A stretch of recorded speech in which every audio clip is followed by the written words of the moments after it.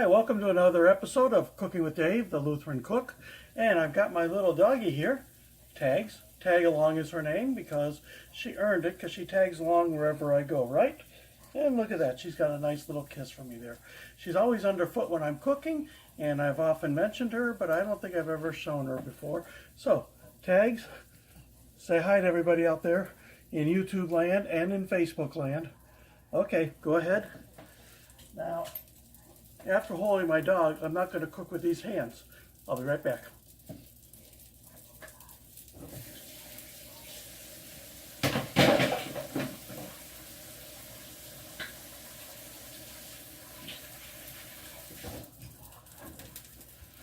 Okay, there we go. Got my hands all clean now after holding Tags. Great dog. Okay, it's been a kind of a chilly weather here in Bowling Green, Kentucky lately, and so I'm going to make another recipe here. And on a chilly day, what's better than making chili? So let's get started here. I've got 2 pounds of ground chuck. I'm going to put into my Dutch oven here that I've already had heating, and I'm just going to kind of break it up here. I'm using my cookbook for this recipe again. It's Cooking with Dave, the Lutheran Cook, named after my videos. And if you would like a copy of it, at the end of the video, I'll include my email address for Cooking with Dave.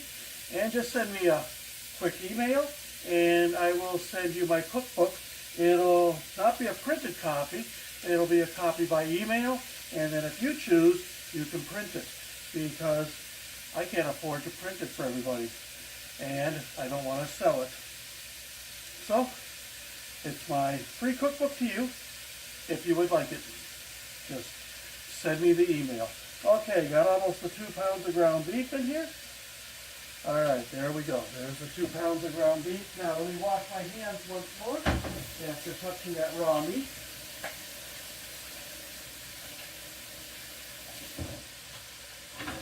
Okay, now, I mentioned my cookbook to you. So, here's my cookbook, Cooking with Dave, the Lutheran Cook.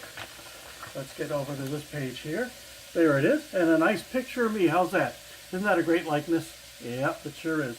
And then on page 41, I've got my chili recipe right there. I noticed when I looked it over, I forgot to add salt and pepper, but everybody puts salt and pepper and stuff, and just salt and pepper to taste as we go along. So, to my 2 pounds of ground beef, I have a sweet onion here, and it's about 3/4 of the sweet onion because I've already used 1/4 of it in another recipe. Ooh, that was warm right there. Okay, there we go. All right. So now I've added the onion to it. Now, this pot right here, if you're wondering about it, our house is very low in humidity right now, and so we just keep a pot of water on that keeps it warm. The steam comes out and adds humidity to the house, and I got my hand a little bit too close to it there, and I felt it right there on my skin. So I'll have to stay away. Now we're going to brown up this ground beef here with the onion. Now I think I showed you my easy way I use to drain out the fat from the ground beef. I forgot to pull out some things here, so let me get those now. Okay, and I have a large pot I use. Okay, that's for making hot dogs and soup and stuff. This one I use for making popcorn and stuff. And this one I use for boiling my potatoes at breakfast. So each pot has its own use. And to that pot, I put the strainer up on top. I'll dump my ground beef in there. All the grease will drip through there. And then I will have the grease out of my ground beef. And then we pour it into a can, if you remember. And then this can goes back in the refrigerator. When it's full, it goes in the garbage. Better than putting grease down the drain and blocking up your drain and everything. So, here we go. I mentioned it's a chilly day here in Bowling Green. We've had some pretty chilly weather here. Last Friday, we were expected to get some snow, and so school was called off for that reason. We got it late in the day, and then we got more snow for, I think it was Sunday night, about 4 inches here by where we live in Bowling Green, And so school was called off Monday for Warren County and the city schools. And the city schools went back yesterday finally on Thursday. Warren County is still off. So Warren County and Bowling Green City will have quite a few days to make up at the end of the year. And they're probably hoping they don't get any more snow days, because Warren County will be adding 6 days to the end of the year unless they take some of the days they have off already and go to school. My kids go to Holy Trinity. They follow the city school schedule. So I'm sure they will be making up some days also. Now, this recipe calls for 2 tablespoons of sugar. And as I've mentioned before, I'm diabetic, so I have to watch my sugar intake. So instead of using regular sugar in a lot of my recipes, I just use a fake sugar. This is a no-calorie sweetener, Great Value brand, and so it works out great for my diabetes, keeping my blood sugar down. Let me turn that burner up a little bit. I had it a little bit lower as I preheated it, forgot to turn it up. So right now it's on about 8. And this is about finished browning. I've got all my ingredients laid out here.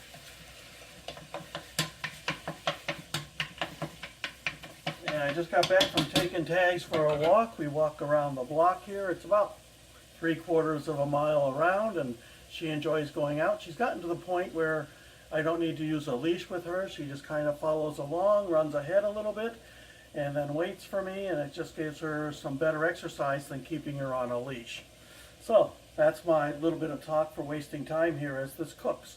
And you know how that goes. Maybe you don't know how that goes. Oh, there's a timer. I'm not sure what that's for. It's my wife's timer.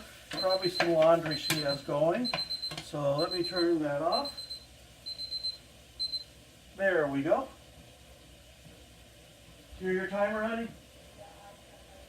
Okay, she heard the timer, so all right. All right, this is about done browning already.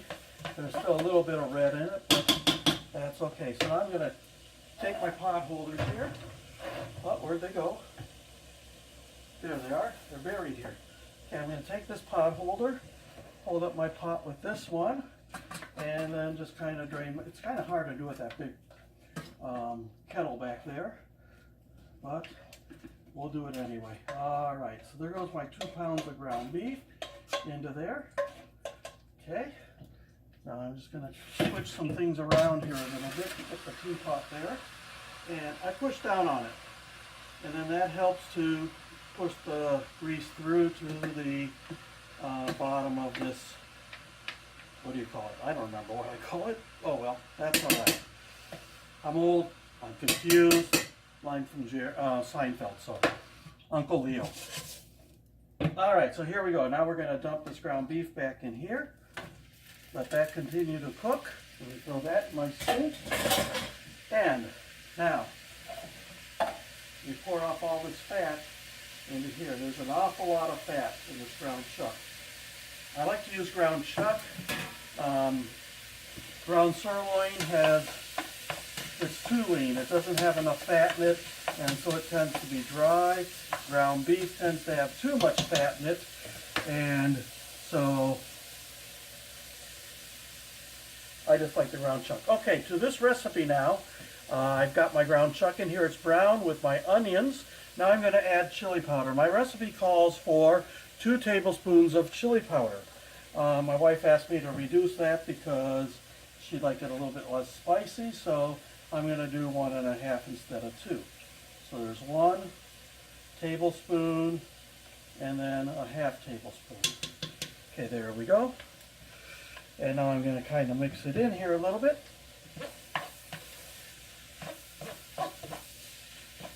Alright. Now to that I'm going to add some salt. I forgot to put that in my cookbook, so I'm going to have to make that adjustment in there. Okay, so just salt, pepper to taste. I never measure out salt and pepper.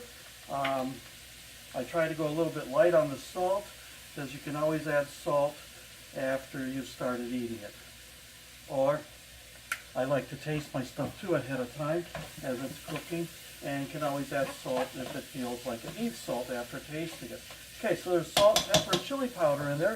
Now, this is how I store my substitute salt. Sugar. I need 2 tablespoons of this. So here's my tablespoon measure. And this just measures out in the same quantity as the sugar does. So if a recipe calls for 2 tablespoons of sugar, just put 2 tablespoons of your no-calorie sugar substitute, and it works out good. So there we go. All right, now let's just stir all that in there. That is looking good. As I forgot what his name was on TV. Maybe you'll recognize it. There's how it looks. He always said, I wish there was smell-o-vision. And I do too, because, oh, this smells so good.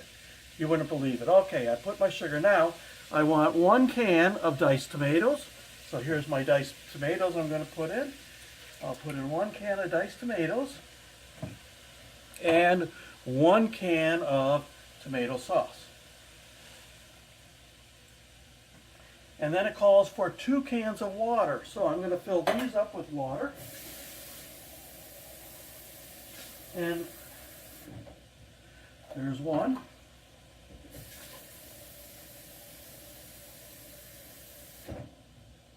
And the other thing it does by filling up these cans with water is it rinses out the side of the can, and you get more of that tomato goodness into your recipe. So here we go. There's, oh, okay. Okay, there's 1 can. And I just kind of swish it around with my spoon here. There's 2 cans. And now, you know, it's got all that tomato out of there that otherwise would have gone down the drain when I rinse the cans later. So, all right, here we go. Now, let's turn this up now so it will begin to boil.